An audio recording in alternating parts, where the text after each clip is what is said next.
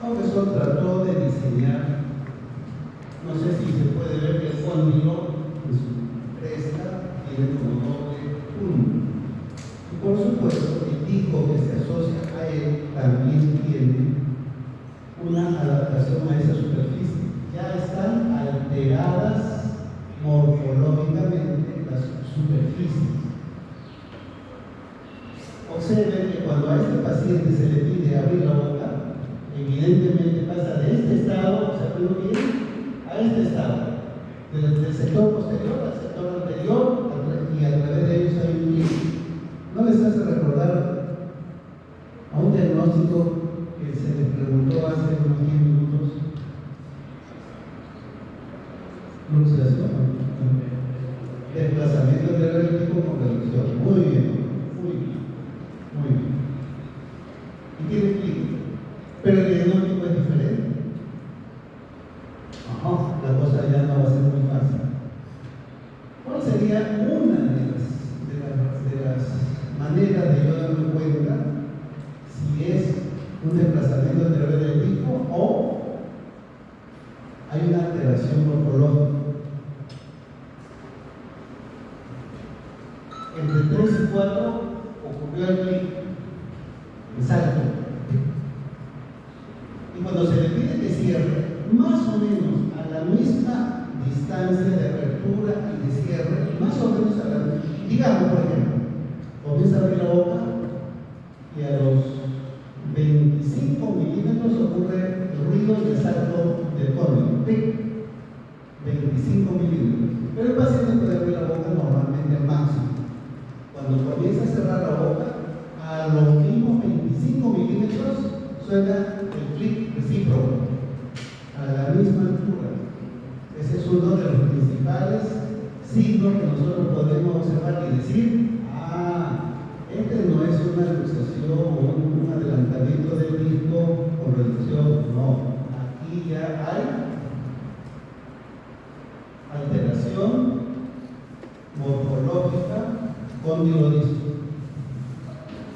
Porque en la luxación, acuérdense, cuando revisen la literatura o las clases de bien, hay un clic en un determinado nivel de apertura, pero en el cierre no está generalmente al mismo nivel. El clic recíproco, cuando existe, está en otro nivel, probablemente más cerrada la boca. Si la apertura fue 25 milímetros, a lo mejor en el cierre es 20 milímetros. Esa es una manera de ir discriminando. Evidentemente necesitamos que los exámenes complementarios. Nosotros estamos tratando de buscar explicaciones de qué es lo que puede estar pasando clínicamente.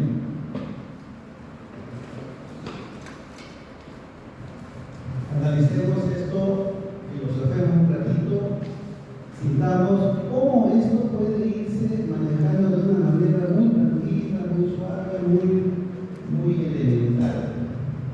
Cuando abres y cierras la boca, el movimiento debería ser suave, sin trabas. Sobre todo, prestémosle mucha atención al líquido sinovial. Una de sus funciones, como ya se quedaron el siglo pasado, una de sus funciones, principal es la lubricación. Si hay buena lubricación a nivel de la articulación,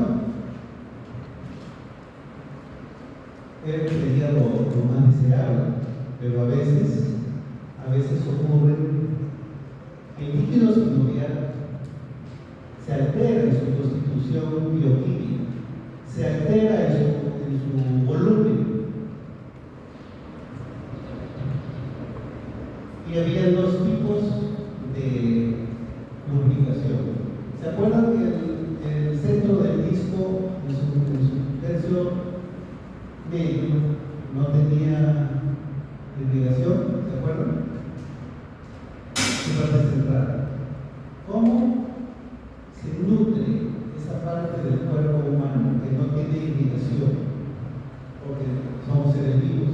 Como seres vivos necesitamos tener irrigación en toda nuestra estructura, sobre todo en sentido, por intermedio de la lubricación esquelética por presiones normales, fisiológicas del cóndilo, que hacen una especie de presión y empuje del contenido del líquido sinovial que tiene nutrientes. Esa sería otra función del líquido sinovial. Muy bien, hoy día le llaman lubricación exudativa en textos anteriores sobre eso proponía como mecanismo de lágrima. Si disminuyera el líquido sinovial, ya no existe o está minimizado la cantidad de líquido sinovial. Cuando hay roces entre dos superficies, se pueden erosionar con mayor facilidad. Erosión de las superficies funcionales. ¿Y cuál es el tema?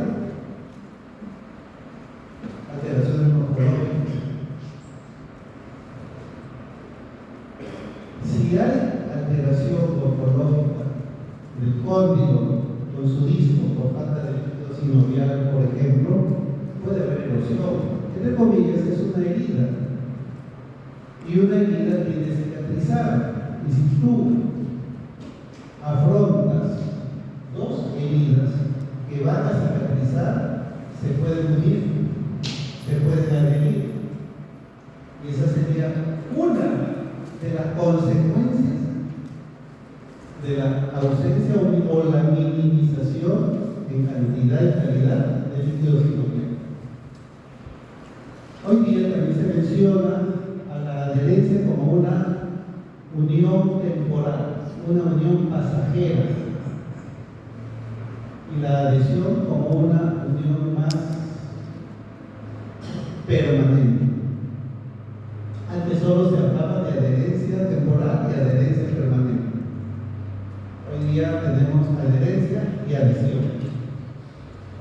Entonces, ¿qué diferencia, aparte de lo pasajero y permanente, qué diferencia puede haber entre adherencia o adhesión?